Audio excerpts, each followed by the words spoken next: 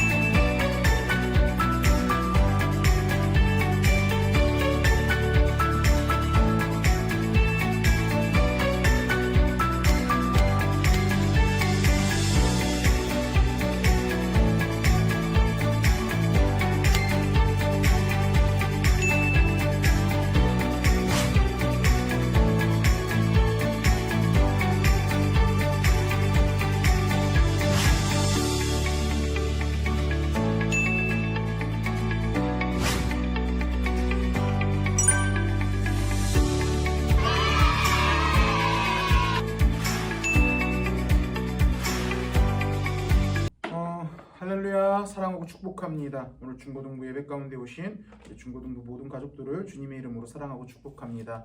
우리 다 같이 이 시간 사도신경으로 우리의 신앙을 고백하며 하나님 앞으로 나아가도록 하시겠습니다.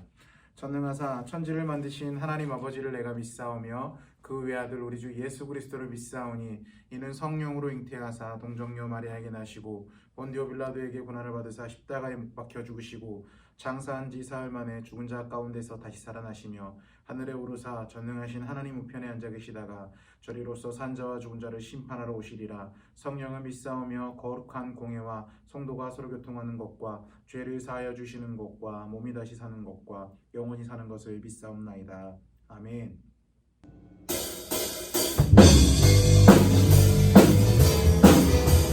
박수 치게 사용했습니다.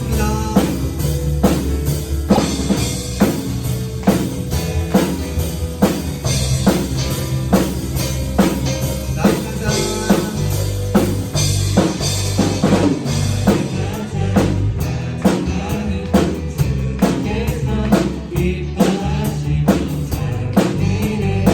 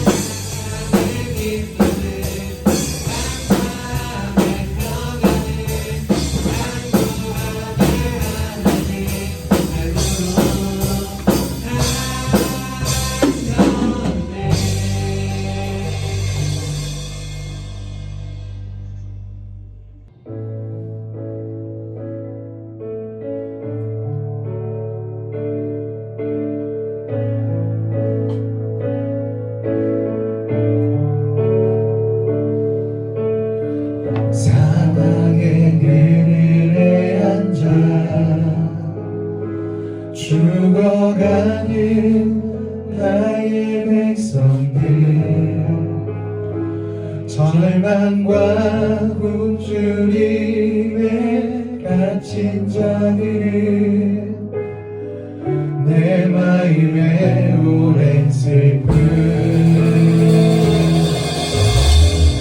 고통의 목에 예매어 울고 있는 나의 자녀를 나는 이제 일어나 저들의 멍에를 꺾고 눈물 씻기기 원하는데 누가 내게 부르짖어 저들을 구원케 할까 누가 나를 위해 가서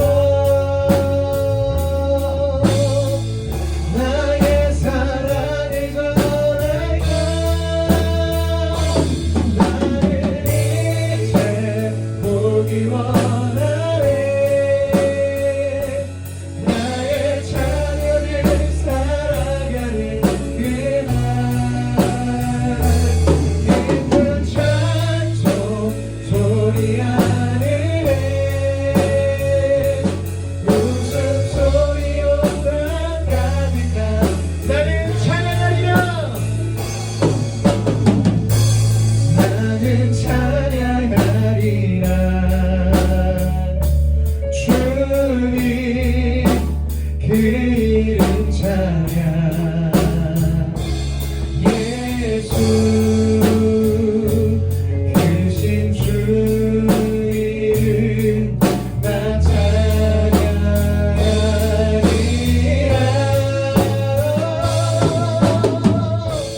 나는 찬양하리라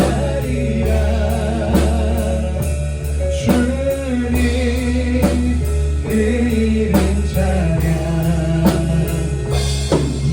예수 크신 주 이름 나 찬양하리라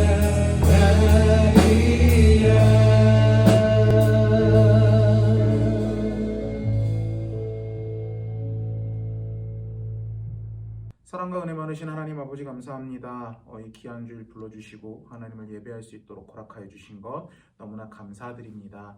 주님, 코로나 사태 때문에 우리가 나와서 예배드리지 못하는 상황에 있습니다.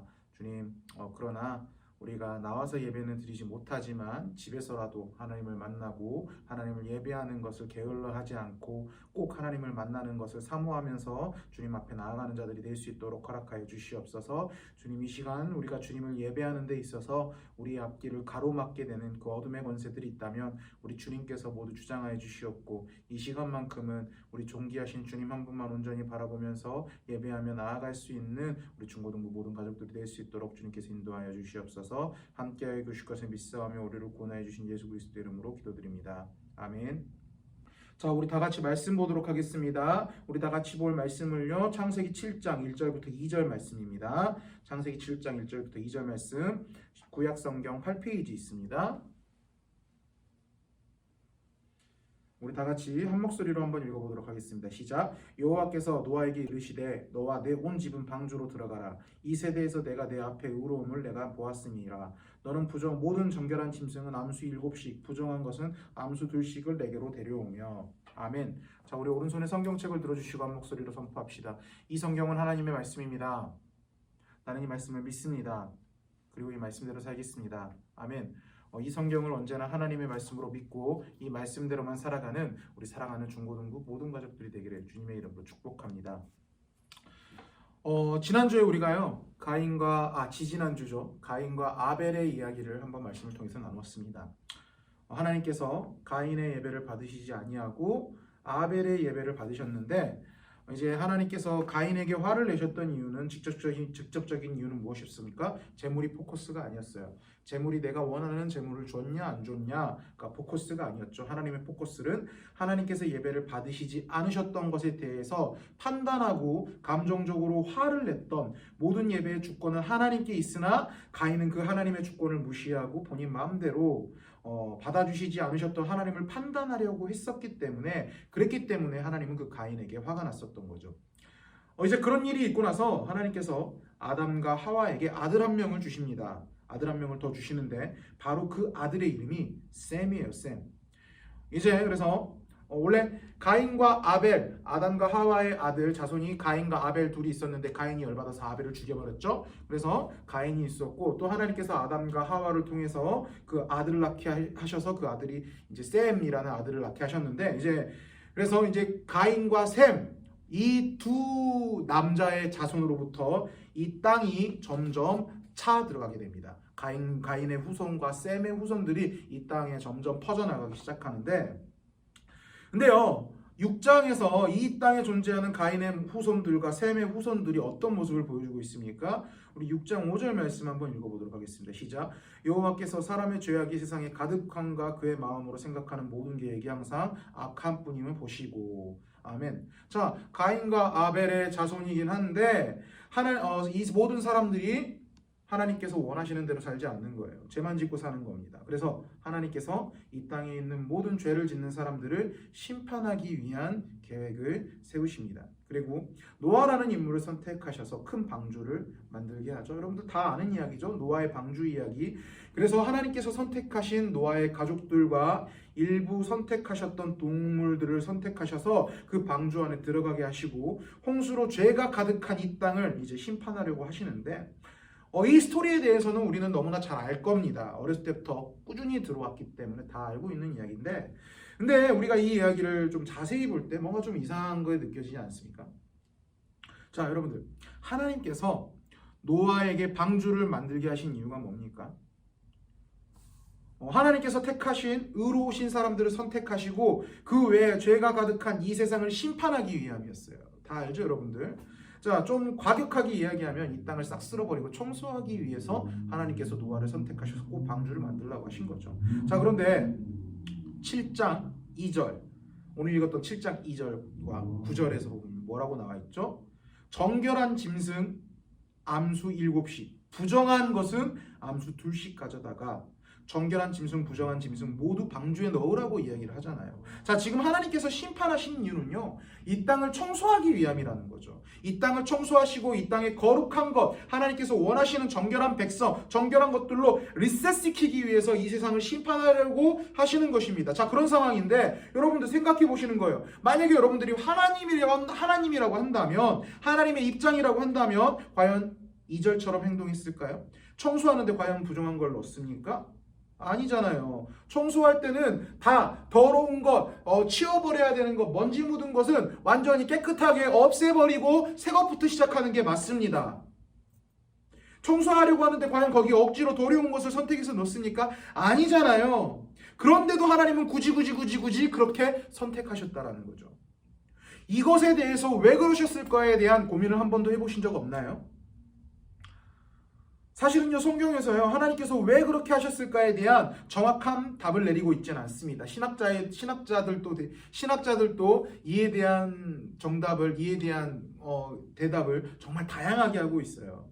저도 이제 설교를 준비하려고 이제 제가 목사님이 창세기부터 다시 한번 쭉쭉쭉 큰 맥대로 한번 이제 설교를 하겠다고 이야기를 해서 이제 말씀을 정하려고 창세기 말씀을 쭉쭉쭉 읽고 있었는데, 이 말씀에 계속 걸리는 거예요. 사실 이 말씀은 그냥 맥만 짚고 한번 툭 튀고 넘어갔어야 되는 부분인데, 왜 그러셨을까에 대한 이 마음이 머릿속에서 떠나지를 않는 거예요. 굉장히 마음을 불편하게 하고 굉장히 찜찜하게 하고, 다음 장으로 도저히 넘어갈 수가 없어서 기도하다가 하나님께서 이 부분을 그냥 오늘 나누고 말씀을 나누라는구나 라고 이제 기도하다가 이제 이게 그 감동이 와가지고 이 말씀을 이 부분을 나누려고 하는데, 자, 여러분들 왜 하나님께서 그렇게 하셨을까요?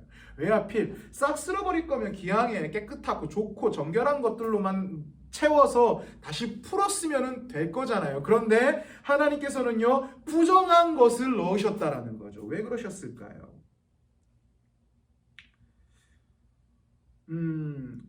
다양한 자료들을 찾아보고 다양한 의견들을 봤습니다. 맞아요. 다 맞는 것도 다 일리가 있었습니다. 그런데 한 가지 의견에 굉장한 마음의 감동이 있었고 마음의 끌림이 있었는데, 자, 여러분들에게 한 가지 질문 하나 하도록 하겠습니다. 온라인 예배 드린 친구들은 속으로만 질문 한번 해보세요. 자, 여러분들, 여기 방주에 타고 있었던 노아는요, 과연 정결한 사람에 속할까요?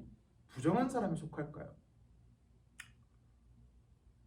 대부분 여러분들이 생각하는 대답은 의로운 자, 정결한 자라고 생각을 했을 거예요. 아니면 목사님의 의도를 알고 있는 친구들은요, 목사님이 저렇게 물어봤다는 것은 어떠한 의도가 있었던 거겠지? 그러면 부정한 사람이겠구나라고 추측하는 친구들도 있었을 것입니다.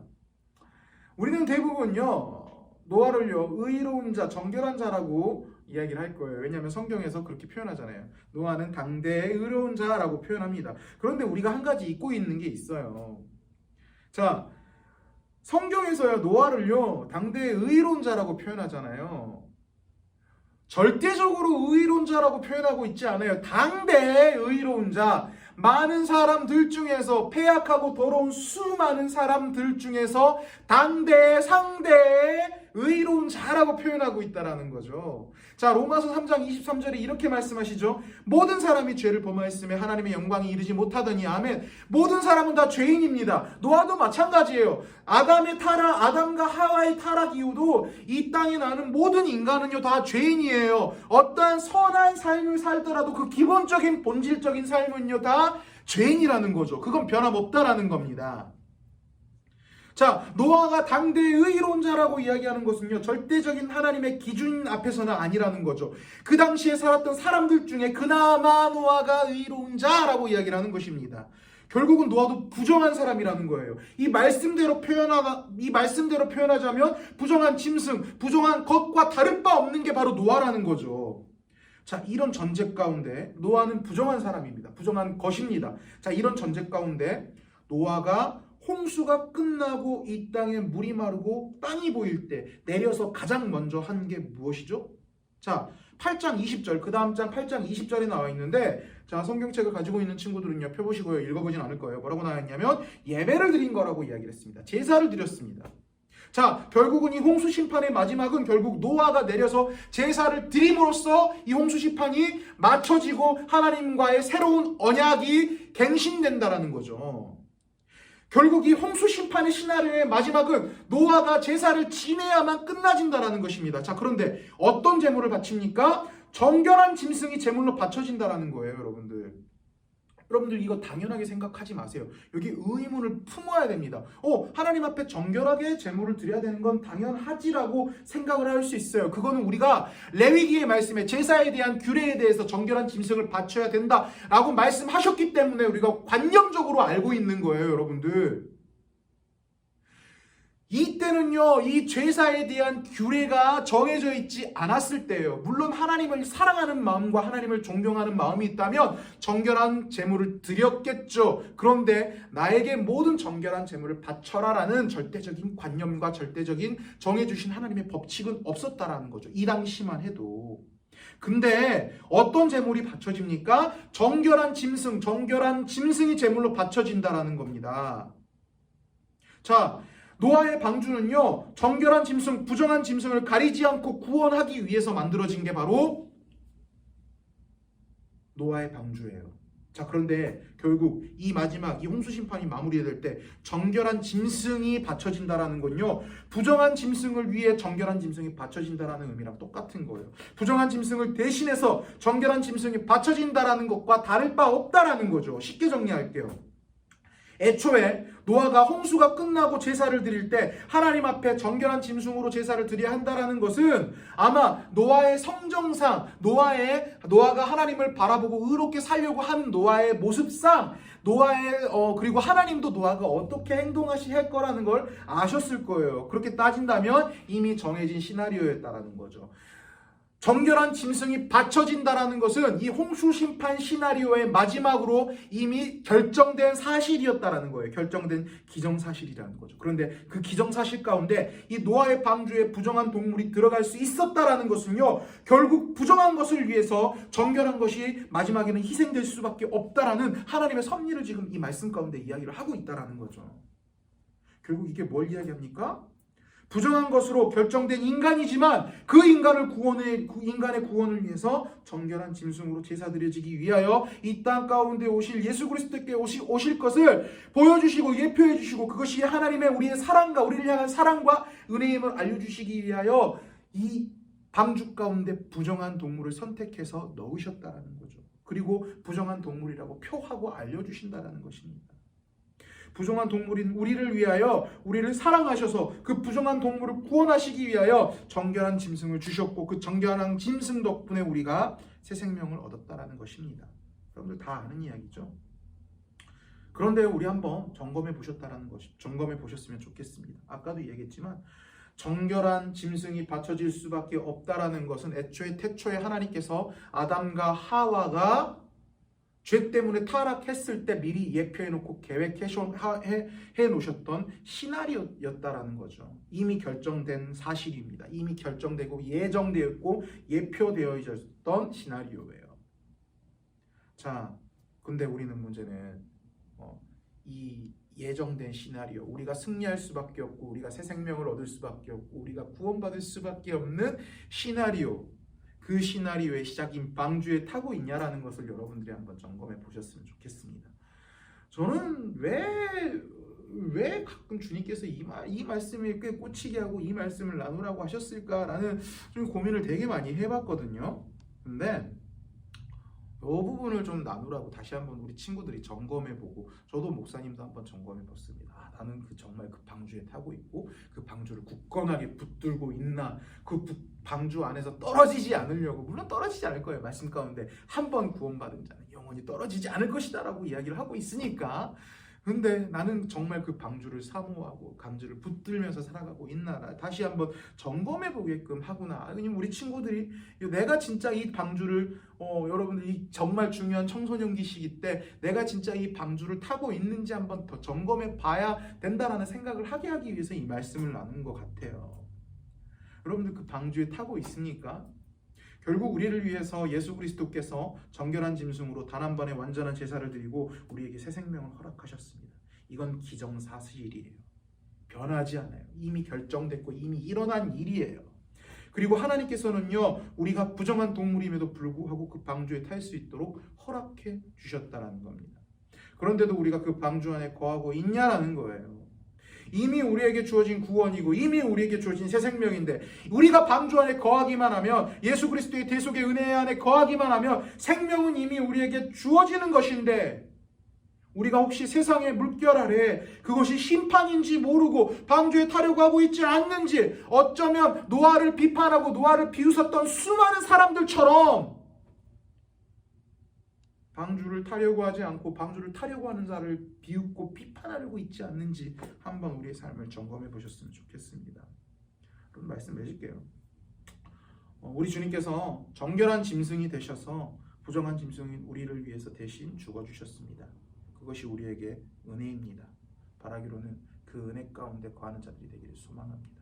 우리에게 주어진 생명은요, 이미 기정사실입니다. 예수 그리스도께서 십자가에 못 박히시고 정결한 짐승으로서 돌아가셔 주셨음으로 인해서 우리가 방주 안에 타기만 하면, 부정한 짐승이지만 그 방주 안에 타기만 하면 이미 우리에게 새 생명은 허락된 사실이라는 거죠. 바라기로는 그 방주 안에 타며 그 영원한 은혜 안에 거하는 우리 사랑하는 중고등부 모든 가족들이 되기를 주님의 이름으로 축복합니다. 기도하겠습니다.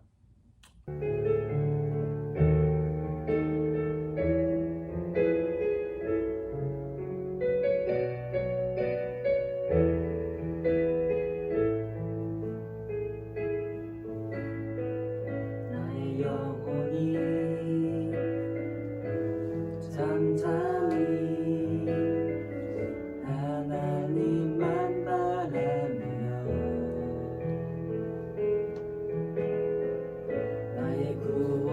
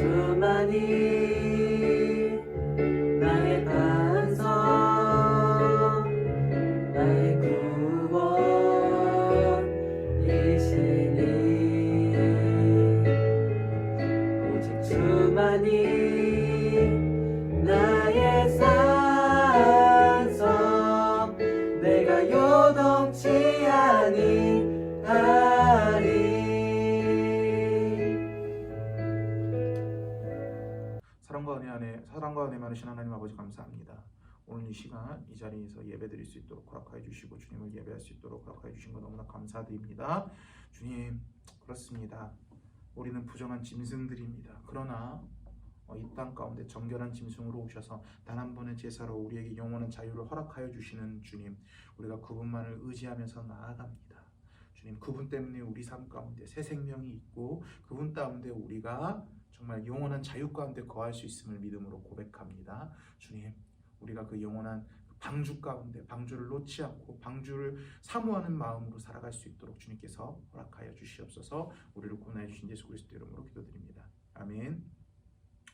자, 광고하겠습니다. 뭐 특별한 광고는 아니고요.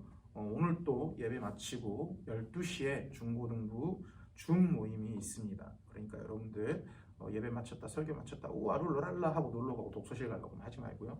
12시에 다 같이 모여서 우리 줌으로 얼굴 보고 인사 나누고 다 같이 교제 나누는 시간 가졌으면 좋겠습니다. 그럼 좀 이따 봐요. 여러분들 축도하고 예배 마치도록 할게요. 이제는 우리 구주 예수 그리스도의 은혜와 하나님 아버지의 크신 사랑과 성령 하나님의 교통하심과 인도하심이 부정한 동물이지만 나를 그 방주 가운데 태워주시고 정결한 짐승을 잡으심으로써 우리를 영원한 생명과 자유 가운데 자유를 허락하여 주신 우리 하나님의 은혜, 그것만 붙들면서 살아가기로 다짐하는 여기 앉아서 예배드리는 모든 자들의 머리 위에 지금으로부터 영원토록 함께 있을지어다. 아멘.